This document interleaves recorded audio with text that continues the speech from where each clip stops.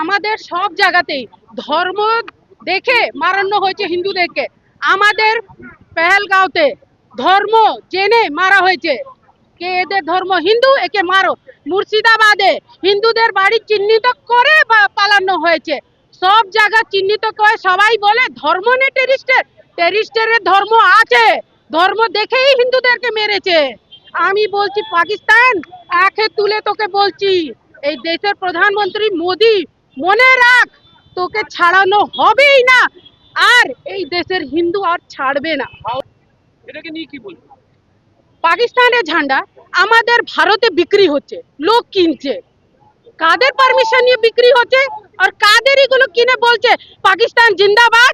যাদেরকে বলা আছে পাকিস্তান জিন্দাবাদ, পালাও, একদম পালাও।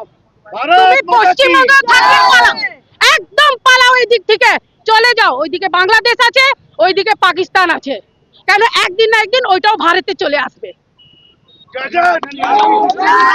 হিন্দু পরিষদে আজকে বিক্ষোভ বিরোধ প্রদর্শন আর শ্রদ্ধাঞ্জলি দেওয়া হচ্ছে। আমাদের যে সবাই নিজের জান গাওয়িয়েছে তাদেরকে শ্রদ্ধাঞ্জলি দেওয়া হচ্ছে।